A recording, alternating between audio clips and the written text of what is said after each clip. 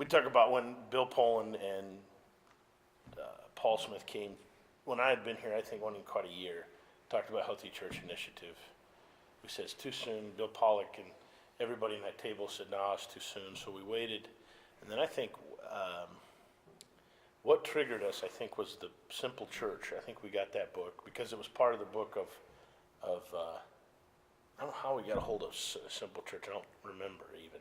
But we read it, and then we started to then get involved with Healthy Church Initiative. Chris Childs and I went to the pastor-led pastoral leadership development classes, and remember the Toombs and the Hawseys and the Gracies all. That's six, I don't know if you remember them.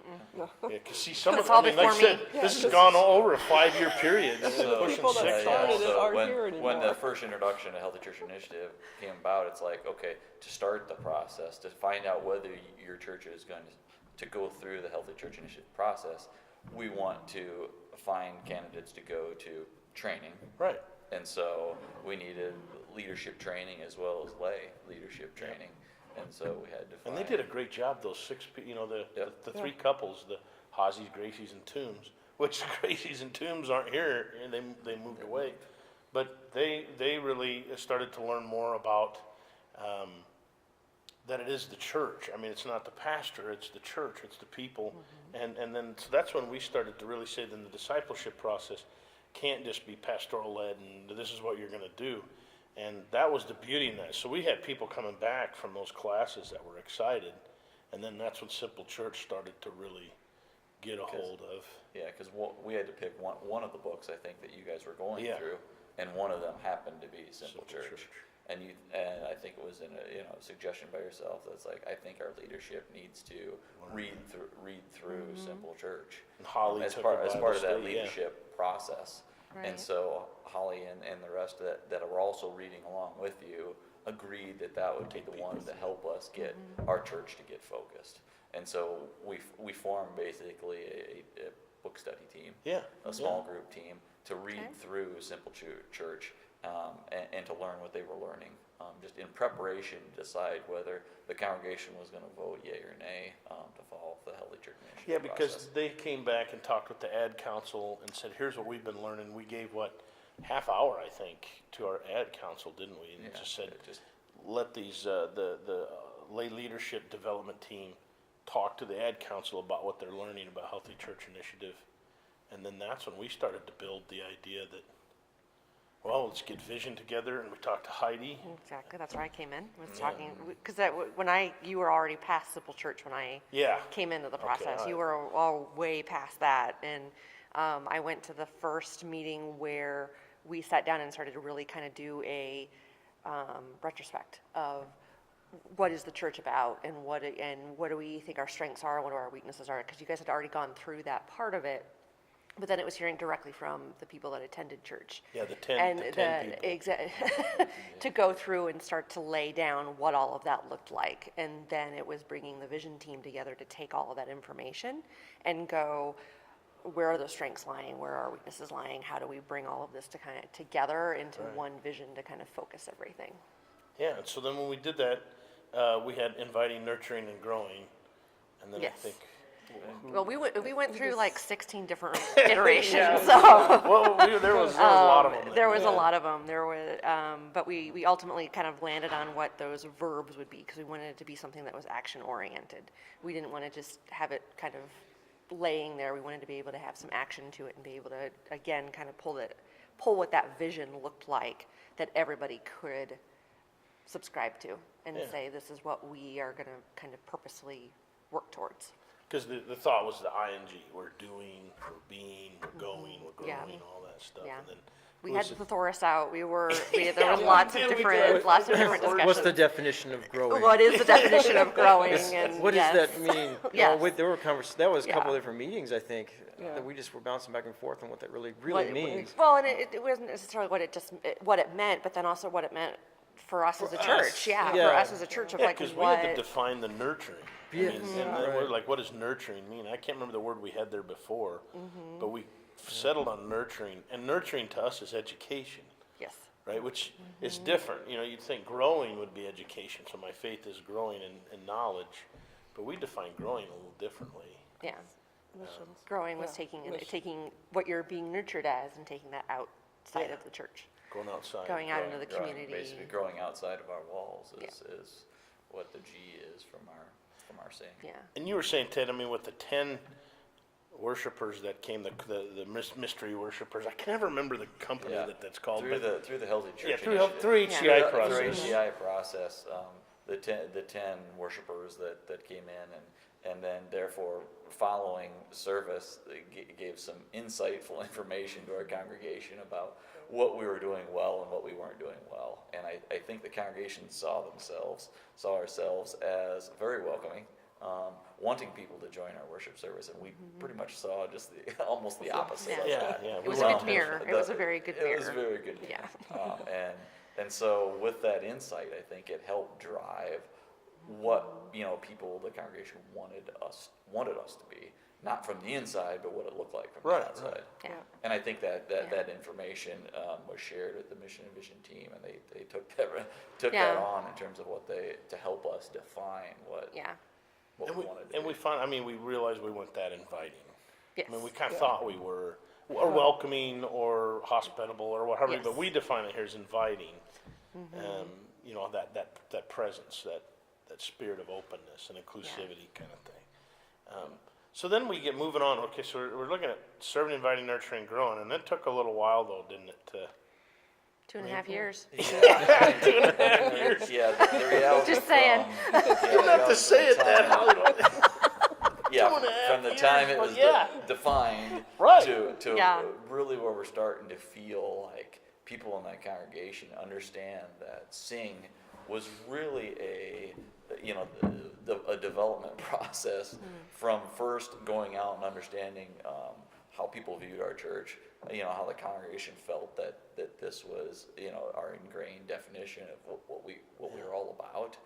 Boiling that down to terms and to phrases. Yes. And then Sunday after Sunday saying, we're a church that sings, that's serving, and then, Yes. like. Yeah, and Yeah. defining Over it, and over and and then over. just kind of reiterating, which I think you've done a great job of keeping us focused on, keeping that, okay, yeah. every time we come and we worship together, we are a church that sings, and continuing to lay down the definition of what sing really means to us, serve, invite, nurture, and grow. And I think we continue to do that. We went to each of the ministry teams, did interviews, kind of, we asked, SPRC we went to and the all that, yeah, leaders, and then we came back and we went to the members, and we talked about what is S.I.N.G, and what do you guys think about this, and how is your specific ministry trying to implement this? And I think it was interesting to find that a lot of them were trying to own it, that this is how we are Yeah, currently that doing it, this is how we need to kind of expand. And so I think that's kind of exciting that, coming from the abstract Yes. sing words and then going through and training everybody on what it is until we're sick of it, right? Then they start to get it.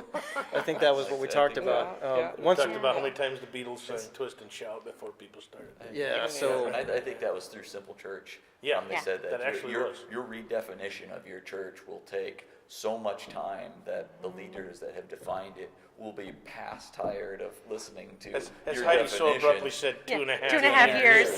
You'll be tired of that definition, and just then your church will start to be adopting. They'll just start adopting what your definition of your discipleship pathway really is. And we're kind of seeing that now, It's- right? We're kind of seeing people in the pews getting it. I mean, they're starting to, they're not standing up every Sunday and reciting and saying how Well, the their kids lives are- have been amazing and they're doing, but. The but kids are sure. getting it. Yeah. Yeah. I mean, what's shocking is that, I think, just on a Wednesday night during our vision meal, and our vision Yeah, study, just kept we brought the kids in, and jokingly, you're like, what does this sing mean? And the Yeah. kids like, what is S? And the kids would go, serving, Yeah, yeah. and then I what's didn't I? even What's tell I? them. That was Inviting. That What's was that night You know? we did that, we taped the bullseye on the, On the Is that the floor. night we did the town hall? yeah, well, that Okay. was the Yeah. youth version of the town Town hall. hall. where we Okay. taped it was on a Wednesday That evening. night. Yeah, we Yeah. taped the And- target on the floor and We had our the kids. S.I.N.G Right, spread right. around the target with, Kids of all course, do it. Jesus in the middle. And we're saying this Getting here at the closer to Methodist Jesus. Church how you focus on Jesus is you do this S.I.N.G here at the Methodist Church. And yeah, it's like when you said S. And I forgot all about it. I didn't even realize. Oh no, wait, guys! I should be asking. What does the S stand for? And I was kind of hoping I'd have to. No, they all went serving. I mean, like we've heard it 1,000 times already. Yeah, and then nurturing and then G for growing. So Yeah. it's That's starting excellent. to I mean it's starting to focus Yeah. in.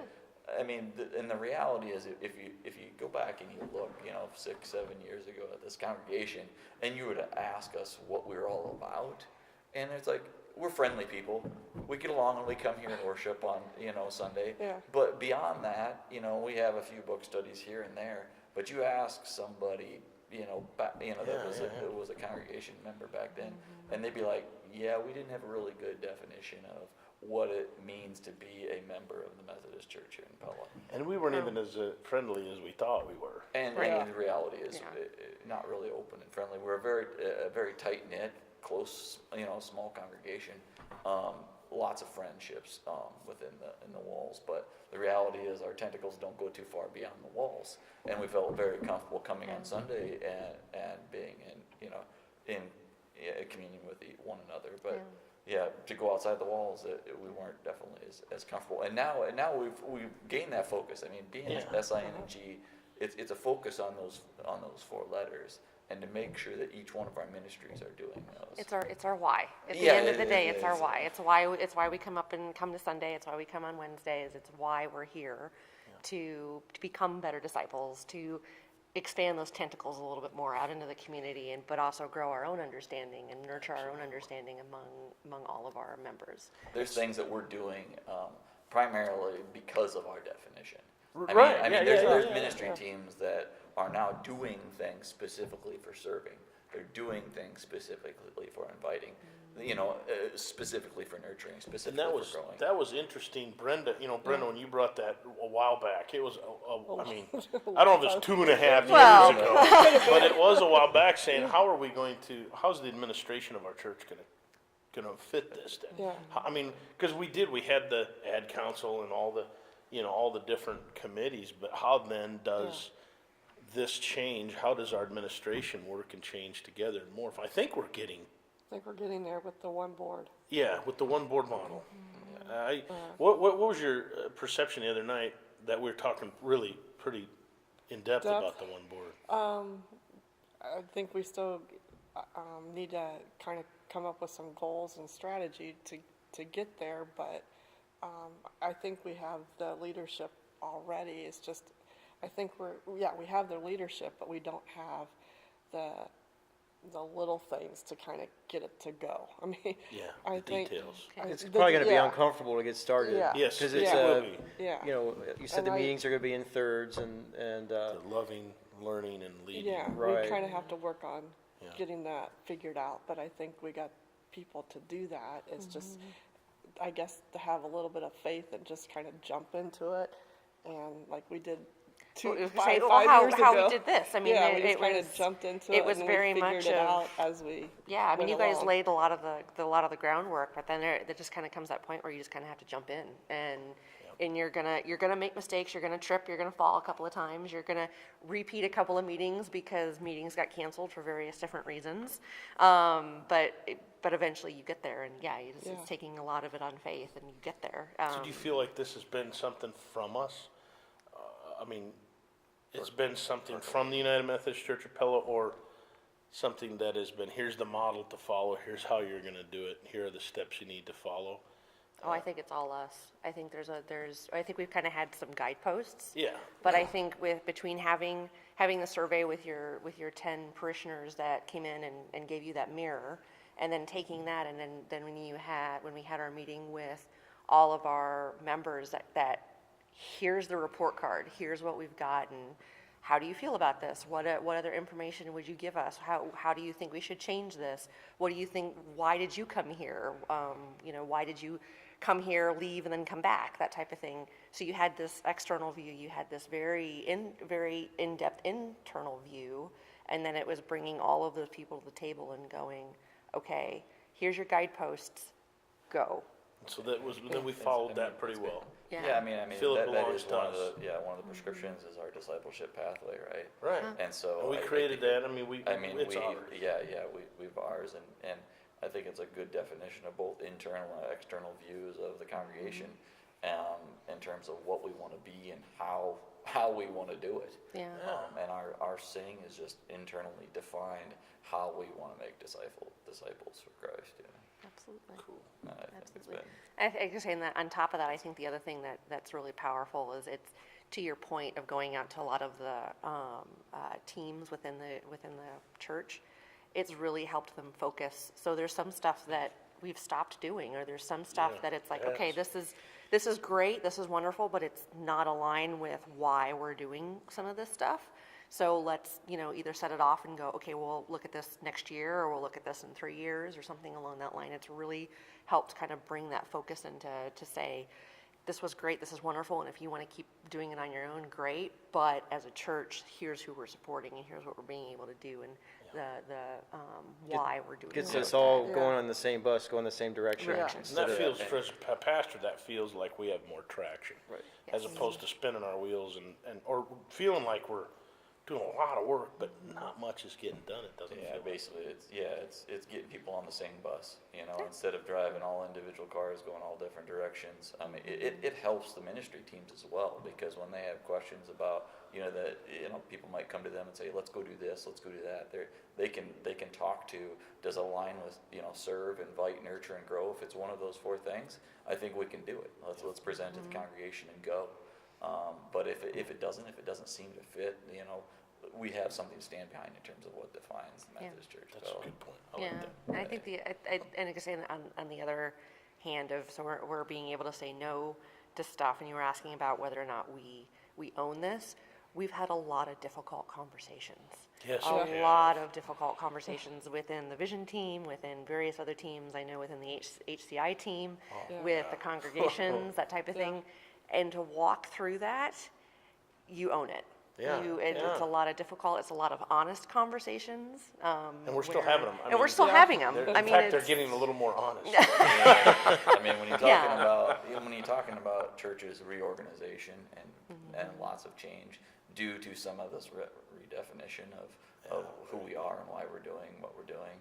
Yeah, I mean, there's some challenging discussions along the way, but I think if everybody's open and come to the table with inclusive Right. spirit. Yeah, And that's what I've been proud of as the pastor, to watch our congregation and the different viewpoints, and people still, we can have a tiff, we can have an argument, or we can even say that something needs to go when maybe 2 or 3 people say that really hurts, but we're still in the ring together. I mean, nobody has, other than moved for grandchildren or whatever their reason for moving, they Right. haven't moved because Yeah. we've started this HCI stuff and I'm out, I hate this, you guys made me angry. Yeah. We haven't experienced any. No. I think most people are open and welcoming to ready for this. defining why we're here and what we're doing and why we're doing it. Otherwise it's just coming here to feel good, and that's not why we're here. There's a purpose. There's a purpose. The biggest thing is just, I guess from Heidi saying, 2.5 years, but it doesn't feel like 2.5 years, and yet you look at it, it's been 5 years since we started to at least talk about a discipleship pathway, talk about Healthy Church Initiative and things like that. And one of the things, it was through Hit Point, can't remember the name of the book, it was part of the lay leadership development, pastoral leadership development, said, develop these 3 teams. We had a vision team, the leadership team, as we talked about, and then also the prayer team. And Danielle has been big on the prayer team. That wasn't simple, though, was it? I mean, that was, we learned quite a bit as a church about how to pray for ourselves. So what are we supposed to be praying about? Yeah. I don't know. Well, let's do joys and concerns. Yeah, pretty soon it just started to, I don't want to say digress, because you were still praying for people, but we were praying for, like, my niece in Minneapolis and my grandfather in here, and all those were good prayers, but that wasn't enough. there. That wasn't the point of the prayer team. And prayer team, I mean, when we first started, prayer team was praying for Healthy Church Initiative. We had a purpose. And then Healthy Church Initiative, here is your prescription, here's what you're supposed to do. And then we kind of went, well, now what do we do? Right. We got our So prescriptions. we did joys and concerns, and then then we did a Bible study, and Pastor Jason caught us doing the Bible study. What is going on here? So then we basically said we don't know what we're doing. And so we realized that we had to figure out what we were doing. And so we sat down and we actually put together a mission statement for the prayer team and what we wanted to do. And that mission statement mirrors S.I.N.G. You know, how do we serve our church? And as I remember, you and I talked, you didn't mean that to. No, it just a fell. conversation and it worked out well. I'm sitting there and I'm reading it thinking, they're serving, inviting, nurturing, growing right there. And I just thought that was an amazing piece That is. of our movement, because the prayer team then began to pray more specifically and with traction, but also you guys did something else. We put together a form that we asked committees, meetings to fill out. And it was well-intentioned. It hasn't worked as well as I would like it to work. But the framework is there. Right. And I think as people grasp what S.I.N.G is and grasp that the prayer team, we really are praying for the church. We really are Yeah. sitting down every day and we're doing this. And we need information. To do that, yeah, to do that. And that's difficult and that's really hard too. What we found is the ministry teams, the SPRC and all the, committees are saying, wait, we're asking someone to pray for us? I mean, not that we're against prayer, it's like, okay, what are we, and so they started doing joys and concerns like, here's the SPRC prays for, no, the SPRC has to pray for, the pastoral salary, or what are we going to do with The our actual next functions pastor? of the church. Yeah. I mean, these are the things the SPRC is struggling with. So we're going to ask the prayer team to pray for us. And I think as that continues to grow, the prayer team will be utilized much, much more. But that's kind of the way this whole thing's been, hasn't it? We're talking about things that we're not certain of for the first several months, and then we finally Yeah. start to see how we're living This is into how it. it works. Right. Yeah, Right. yeah. Well, and that's part of the reason why the vision was built the way that it was. Again, it's supposed to be living and breathing. It's not chiseled in stone for the next 25 years. Or what did I say, macrame on a pillow? Yes, macrame on a Everybody said, pillow "You don't type know of what thing. macrame But I is, mean, do you?" I go, "No, I don't." that's the beauty of it, and that's what I love about it. Especially when I hear about with the prayer team and pulling that mission together of how it's all falling into place. That's God right there, falling, kind of just using every single one of us to take this vision and making us into a more focused on our disciple pathways. I mean, you can't get any better than that. No, and I felt that. I think we've all felt that movement.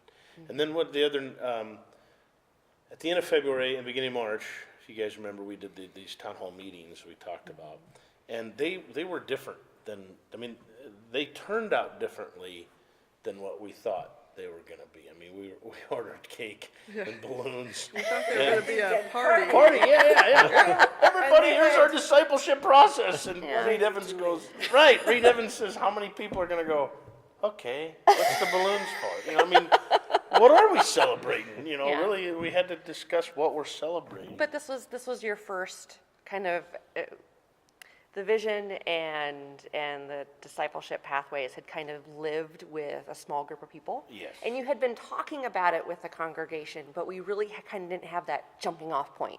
Yep. Where it was going to be like, here's how you're going to educate everybody in the congregation. Let them voice their concerns, let them bring their questions, walk them, kind of bring them a little bit closer to the process. Yes. And that was what the goal of it was. And yeah, then we started going down the road of, we're going to celebrate this and go, we've been living it and breathing it for the last 5 years. We needed to educate more than celebrate. Needed to I think. educate more than celebrate. But how did you think those turned out? I mean, how you were in the inviting part of it? So there were two. So the first one, I just went around and I participated Oh, as yeah, a yeah. participant.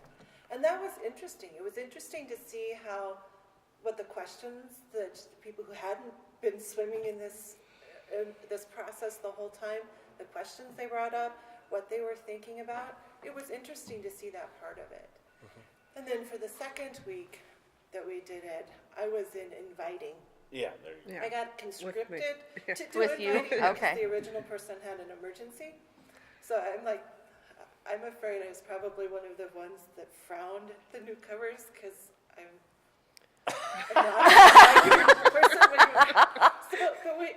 But Danielle knows that now. Admitting it's the first step, admitting it's the first step. I'm working on it. So a lot of what we talked about in the inviting group was, okay, I'm not good at this. And so here's where I'm trying to move. And you don't have to be good at this, but you have to be trying to move towards Jesus.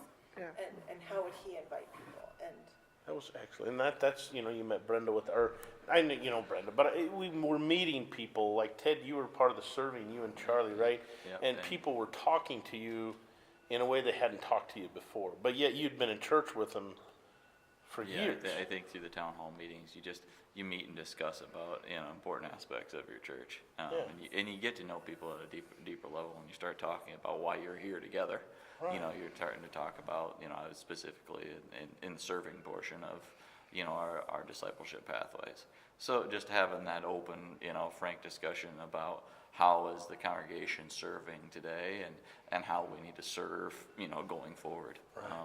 And one thing that came out is, the adoption of a one board and redefining how, just basically the organization of the church needs to change to support, To a fit new S.I.N.G. movement. To fit S.I.N.G.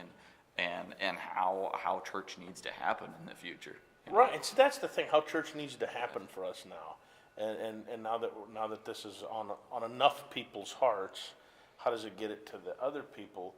But not even just how do we get to the rest of the people in the congregation. How do we move the administration and the movement and the future of our church? How does it move forward with this new knowledge? I think we in our town hall meetings, we had a little ugly thing rear its head. That I think we're going to have to deal with this continually. Is okay. So this town hall meeting thing, is this just a way to get me to be a part of a committee? Yeah. I think many Yeah, people felt, okay, as we were defining how you're getting closer to Jesus Christ, we did say, you have the dabble in it, then you're committed to it, and then you become a leader of it, and you get, a ministry or something. People misunderstood that as a sneaky way of. But it's more of an Interesting. example. What's a leader mean? Does it Right, mean, right. Are you the actual leader of some ministry group, or are you sharing your knowledge in a different way? Right. So that's like being a Right. mentor, essentially, right? Of other disciples. A mentor or a disciple. That was Right. what we were hoping would happen. That people would get into, okay, I talked with Ted and serving, I talked with Danielle inviting and Brendan inviting. And so now when I want to do a little better job or fun that I kind of fall off and that I know a person I go talk to and say, can you help me with this? Instead, a few people took that to mean, okay, I'm never coming back to one of these because you're going to rope me into a committee. Yeah, and That's one of the things you kind of go, no, that's not what we meant, but it's one of those growing areas. yeah, when you're communicating a discipleship pathway, you do have to be careful that you're not trying to grab them around the neck and say come along with Right, us. right. So, this is a definition Right. from within. Serve, invite, nurture, grow is a definition of our congregation, and it's like you want to be welcoming and you want people to partake in this definition without dragging them in. Yeah. You want to inspire them. You want to you wanna welcome welcome them. You want to educate them. You want to inspire them, and let them make that decision of, yep, this is where I'm being led, or this is where I want to be able to participate, or I know this is an area where I need more education, or this is an area where I don't feel comfortable, so I need to seek out someone to inspire me, educate me, something along that line. Absolutely, and that's where we're hoping the town hall meetings will be an opportunity of discipleship, and so we'll continue. We'll do those again, Yeah. but I think we'll have a different understanding of them from here on out. Instead of a sort of a launching and educating, more of a get to know the people who are already living. Right. And if you want to live this more, and what we found out too is that's not something you need to have 100 people be at. We wanted, in fact, 4 or 5 would have been plenty, because if each 4 or 5 person wants to connect with one of our leaders to disciple, Yeah. and I think what I learned a little bit to this too is this discipleship process is more one-on-one with people. Ted discipling somebody here, Danielle, as opposed to these are all the 20 people, so all church come and they'll disciple you. It's not a big herd movement. It's not like that. So it's interesting. It's been interesting watching that. Well, I think that was a part of the whole process. And so we had this vision, And then when we interviewed the ministry groups and watching them kind of come to fruition, I think a lot of it broke down a lot of those walls that people have up of, okay, I don't want you to talk to me, and I don't want to tell you my life story, and it's like, well, no, I just have a question, or I just want to be able to start to have that friendship with you or have a conversation with you. And I think that's where it's coming back to that simple church, coming back to that community church where you're developing a lot more of that discipleship thought process of, can I sit down and have a 15-minute conversation with you? It's not necessarily has to be okay, we're going to commit and we're going to do it for 9 Now you're on weeks, the ed council, and you're going to sign off on this, 3 and you're going to buy these 6 books, and you're going to do this, and you're going to do this, and you're going to do this. Maybe it's just as simple as like, hey, we want to get this group together, and we want to have 3 or 4 conversations of how are you growing in your faith. And see, there starts, the small group begins to grow. Yes.